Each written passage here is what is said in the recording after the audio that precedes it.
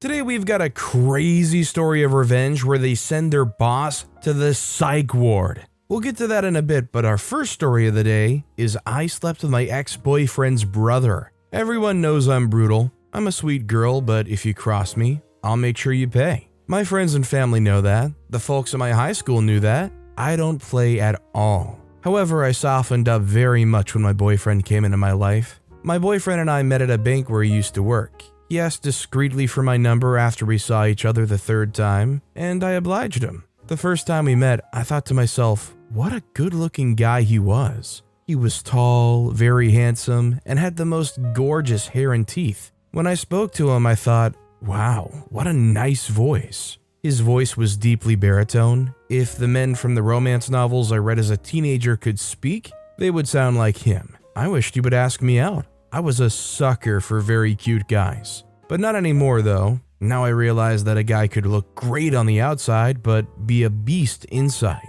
I'm a pretty woman myself, so I was confident about getting him to like me. I usually was at the bank because my boss sent me on errands. So the second time I showed up, I took extra time to look good because I knew I was going to see him. The third time, I looked just as yummy. He couldn't resist me this time, I could tell. So he asked if he could call me sometime. I smiled coyly and agreed. I already had my number written on a bright red piece of paper, so I just passed it along. Don't look at me like that. He called me on the evening of the same day, and we spoke. I was impressed by how well he was doing at such a young age. He also graduated from one of the universities of high reputation in the country. I didn't go to college, so it was a huge deal to me. I think not going to college contributed to why I let him get away with treating me badly for so long. I didn't go to college because I wasn't sure of what I wanted to study. I also couldn't afford to, so I chose to get a job instead. I soon got a job as an assistant for a high-profile woman, and it paid well, so I stuck to it. When my ex and I started officially dating, he would throw subtle jabs at me about not going to college. The passive aggression he showed at the beginning of our relationship should have given me pointers as to the kind of person he is, but I didn't listen to myself. Once, he said, "I bet you were one of those girls who peaked in high school and rejected all the nerdy guys, huh?" I could tell he was one of those loser geeks in high school who resented popular girls for not being with them. I said, "Yes, I was one of those girls. Were you one of the nerdy guys?" I shot back. He backed off after that. I think a lot of people try to tell themselves that popular girls and guys in high school are automatically not going to do well after high school. My friends in high school who were just as popular and pretty were all seniors in college at that time, doing very well too, and one was well on her way to going to law school. I didn't go to college, but I was doing just as well. I had a great job that I loved. My boss treated me with so much respect. She paid me well and covered certain expenses like health. Because of my job, I met with many celebrities, top-profile people, and public figures daily. Life was good. I should have known my ex was a bum because he lived with his mother, who's a retired banker. Their house was large, but it was still suspicious that he refused to leave. His older half-brother, whom he hates, also lived with them. He was a footballer, but my ex would grimace whenever his mother mentioned his brother's career. "Oh, you mean his fake football career?" he would say in a ridiculing tone. He told me that he and his brother argued and fought a lot as children. His brother used to pick on him and have his friends pick on him too.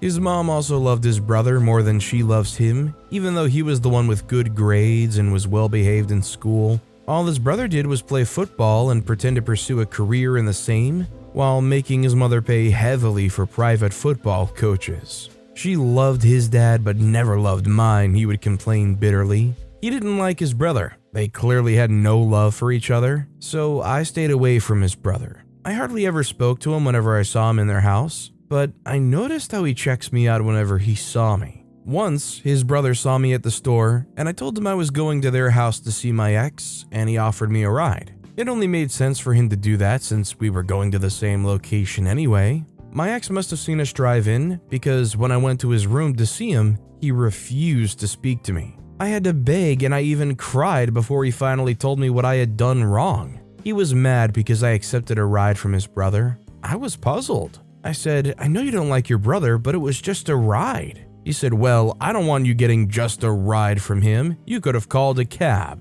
I said nothing to him for the rest of the day, and he ignored me as well. Eventually, he apologized and revealed that his brother stole his ex-girlfriend in high school. I felt sorry for him and we made up.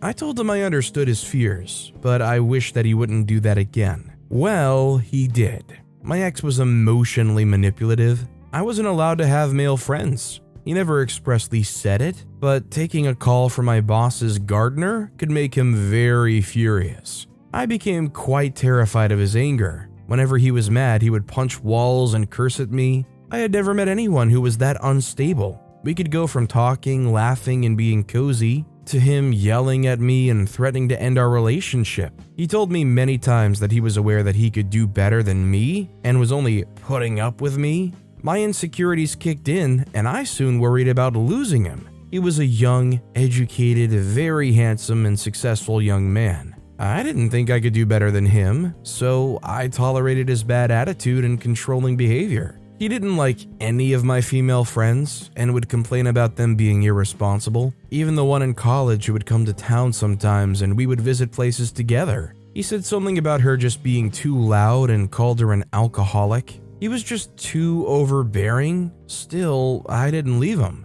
Whenever I got tired of him wearing me out, he would do something nice out of the blue, and it was always done in public. He would buy me flowers and bring them to my boss's home office, and the other workers would squeal in delight. I would then think, oh, well, he's sweet after all, and stay with him.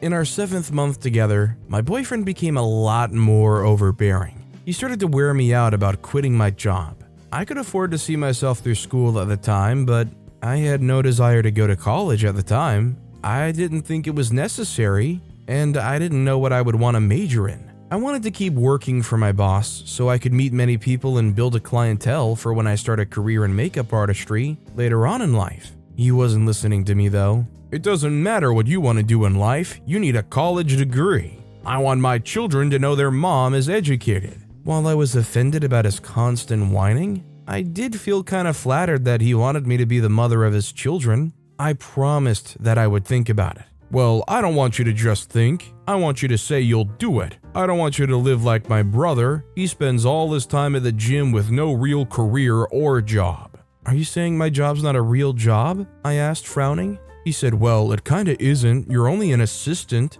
Anyone can come in and take your job. Even high school girls could. I don't mean to sound insulting, but that's not the kind of job one does for a long while. It's supposed to be temporary. I felt so insulted that I burst out crying. You don't respect him. He sighed and sat on his bed, totally ignoring me. And then after a while he said, you cry too often. Gosh, you're too sensitive. Anyway, let's get started with your college applications. I'm not going to college, I said quietly. At least not now. He said, listen, if you won't go to college, then we can't be together. I want a woman who's professional and takes her education seriously, not someone whose highest qualification is a diploma. I left his room that day promising myself that it was over. I felt very stupid. I'd taken his nonsense for far too long. I contributed to making him believe that he was special and was doing me a favor by dating me. I hated myself and cried to sleep that night. The next morning, all I felt was anger and irritation. I had to get back at him, but how? The finest idea came to mind. I was going to sleep with his brother. I knew nothing would hurt him as much as that did. He texted me later that day to apologize, and I accepted his apology but told him I needed time. So disrespectful was he of my boundaries that he came over as soon as he was done with work. I told him I didn't want to talk and went back in. You're overreacting, he texted me later. That night I found out about the gym his brother frequents, and I was there that weekend. I saw him and went over to say hello. He was surprised that I came over and expressed that. He said, would my brother approve of this? I said, I don't need your brother's approval to say hello to his brother. He smirked and said, I've seen you ask for his approval to do the smallest things. I said, that's not true. He said, oh, but it is. I said, fine. I intend to remedy that.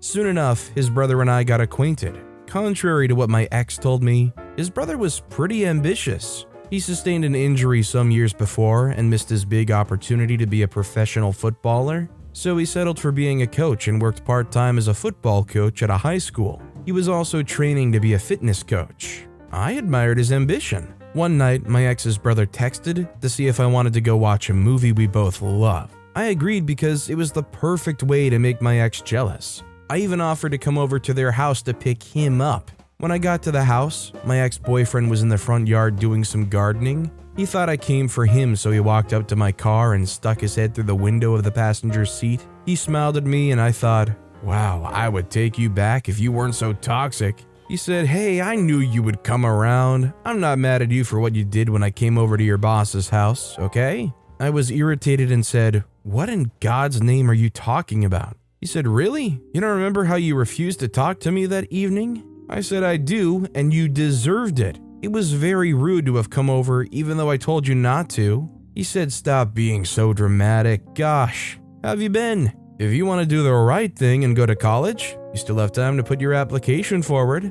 I can always help you choose a major that's not too tasking. I said, you're very arrogant. He said, I just want what's best for you, and before he completed that, his brother showed up wearing a big smile. Look who's here, my movie buddy, he exclaimed, rubbing his hands together. My ex turned around in shock. What are you doing? He asked no one in particular. I said, look, I'm going to see a movie with your brother. I just found out that we have similar interests. Step out for a bit. I want to talk to you, he said calmly. When I got out, he pulled me aside and said in an almost whisper, you can't go see a movie with him. If you do, then I'm breaking up with you. You are so deluded, I whispered back. I was done with you 2 weeks ago. He ignored that and said, I can go with you to the movies if you like. I say, didn't you say the kind of movies I like are simple and bizarre? I walked back into my car and drove off. My ex's brother and I were at the movies when he started sending different messages calling me who are and which. I was so pissed. I grabbed his brother's neck and kissed him. He kissed me back and we ended up hooking up in my car. I had no doubts whatsoever that my ex's brother would tease him about it. He only did that to get back at his brother anyway. The next couple of days, I got raging texts from my ex, but I couldn't be bothered, especially since his brother always had a fun way to make up for his tantrums at the end of every day. I badly wished that I'd met his brother first. He was the opposite of my ex, more laid back, funny, and non-judgmental. We continued to hang out until he moved out of town. Honestly, if it weren't for the baggage of having that ex-boyfriend looming around all the time, it sounded like OP should have gave the brother a shot. By the way, if you're enjoying these stories, make sure to hit those like and subscribe buttons down below so you never miss any of my daily videos. That said, our final story of the day is I sent my boss to the psych ward. Some people have work wives, some have work husbands, others have a work bestie, but I have or had a work villain. Or maybe I'm his villain, I don't know. But whatever the opposite of a friendly relationship at work is, that's what we have or had. See, I'm not sure if this person can still be considered my colleague or not, because he was recently committed to a mental health institution, and I'm not sure if he'll be allowed to resume back into his position at the office. But while the company sorts out the logistics and legal details of that, I thought it'd be okay to have a little confessional for myself, because telling anyone else would mean me taking his place and probably getting a straitjacket to go, so here goes nothing. I'm not the most friendly person at work, but I'm polite enough to get invited for after-work drinks with the rest of the unit. That's pretty much the best way to summarize my professional experience. I did enough to fly under the radar, but my name was never forgotten on a list. And to some people, that seemed like I was excelling while doing the bare minimum. But I don't care. It works for me, and that's all that matters. Now, you know how some people can hate your guts and exist without interacting with you? Well, I've come to learn that not everyone possesses this superpower. Some people have to make the fact that they can't stand you their very public business, and everyone else's. And that didn't do very well for my under-the-radar public image when the new head of the department spent every waking moment, paid for by the company, mind you, reminding me and everyone who cared to listen that he didn't care about how I'd survived so long doing so little, aka not kissing his butt like everyone else, and he made it his personal mission to make sure I wouldn't get another promotion after getting 3 in less than 2 years. But I don't think he realized that I lived for competing with myself. Ever since I was 6 and my 3-year-old brother got his training wheels before me,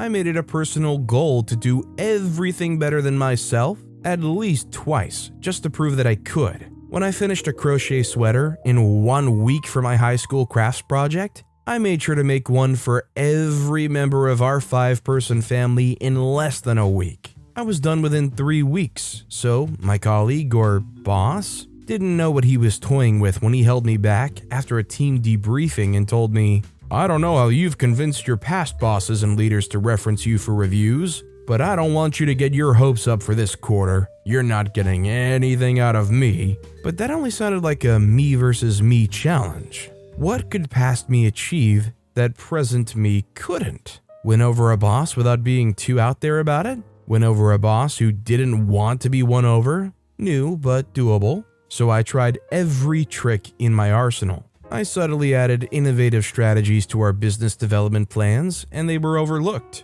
I brought extras of everything on our group camping trips, and they were forgotten while loading the bus at the office. I volunteered for different programs, and they got filled up with volunteers so close to my entry application. I knew the reason behind all these, but I couldn't bring it up to HR without sounding psycho. I didn't have a plan to prove that my team leader was sabotaging my chances at getting another promotion. And even in the best defense theory, it sounded like an overlooked crush. Doing extra to make his trainings easier and all of those other things I devoted my energy to conveniently fit into the pursuing description of sexual harassment cases. And I couldn't risk that while trying to prove that he was sabotaging my career, but I couldn't lay back so I don't lose the doing just enough more than everyone else that defended my case in promotion debates. I needed to catch him at his weakest, but it seemed like he was more dedicated to proving that I meant nothing to the team than I was to proving that I was the only thing holding the team together. And I guess that's where our rivalry was born. He didn't think I did enough to warrant a promotion.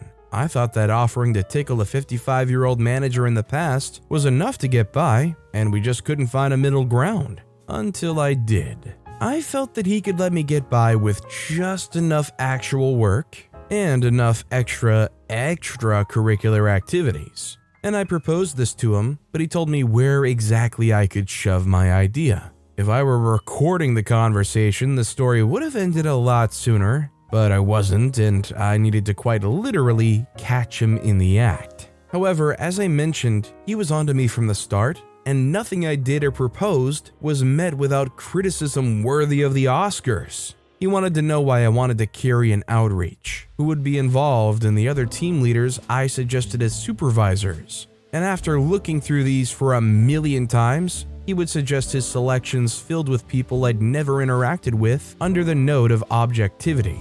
And unsurprisingly, I wouldn't meet my target of the outreach, and I'd be forced to do the whole dance all over again. So in some ways, it was like the love part of the work bestie arrangement, and it was also like the hate part of being the bestie that didn't agree with logical sense. I knew everything that was happening before he did, but he knew all the ways to clip my wings and networks before I even thought about them. It was frustrating and dragging on for too long until he finally drew the battle line of sorts. He reported me to HR for harassment. What had I done? Simple. I showed up to his house on Thanksgiving when I knew he made plans with his divorced wife and out-of-town kids, and I was wearing the flimsiest robe ever. My lingerie was visible from 2,000 miles away, and I wasn't bothered about it because I had the wrong address for a group thing. And his ex-wife, who he'd been trying to get back together with, was furious because she thought I was covering up for him and we were hooking up.